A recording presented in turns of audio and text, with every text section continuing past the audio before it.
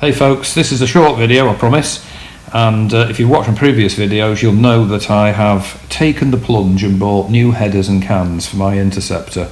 That is, quite correctly as somebody commented, after some time ago I said I'm happy with the stock system.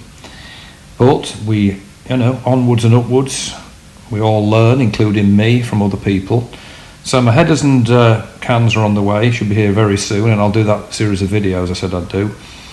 In the meantime, of course, pending the hanging, drawing and quartering, like some kind of medieval punishment that I'm going to inflict on the headers and cans by slicing them in half, I took the cans off, and that's so I can weigh everything, each component.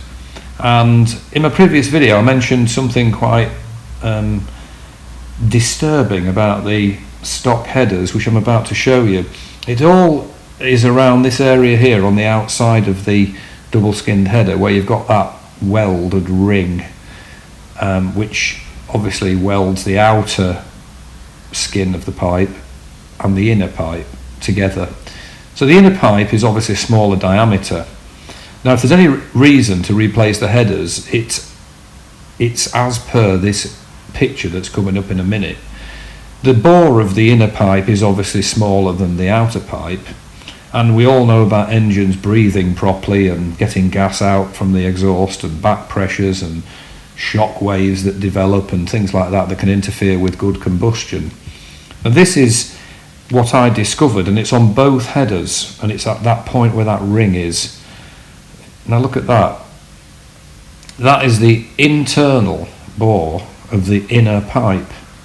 So the inner pipe is obviously the correct diameter to fit into the cylinder head, and then it fattens up because it's got the extra skin on it, the double skinned bit, and then it all comes together on that welded ring you saw in the previous photo, back to a sort of standard diameter of the inner pipe, so that it'll then fit into the can.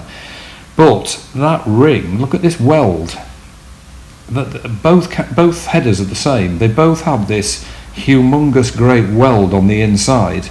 I would estimate it to be at least 3 millimeters, and it's possible to put your finger in there and you can feel that the pipe reverts back to its diameter after that weld. So effectively what you've got on these headers, the stock headers, is a pipe which reduces in bore at the point where it joins the cans. Now I'm not an expert in back pressures and exhaust systems, as you'll know, because I put on a video saying can you tell me what you fitted, but there's no way that a pipe really is going to benefit, an engine's not going to benefit from having that there, because it's restricting the flow of the inner pipe. As I say, it's at least 3 mil, so you're talking 6 mil across that pipe diameter. As a percentage, I would say it's pretty high, and it must generate back pressure or shock waves or whatever as the exhaust gases hit it. It really is big, and it's on both headers. I suspect it's on all headers, as it's a function of that external ring that's welded on to join up the outer skin and the inner skin of the header, and then basically have a bit sticking out the end to put in the cans. So I thought I'd post that prematurely before doing the dissection and autopsy. To me, people have said, the engine breathes better, it combusts better, it feels better. Looking at that cannot benefit combustion. It must have an adverse effect in some way, because it's just so big. So effectively the pipe is restricted at that point, so you can have a Dynaflow air filter and sucking air in like crazy, and then it hits that thing. And as a percentage, as I say, it's high. And it's probably about 3 mil front to back as well. It's a serious weld, and it's quite ragged.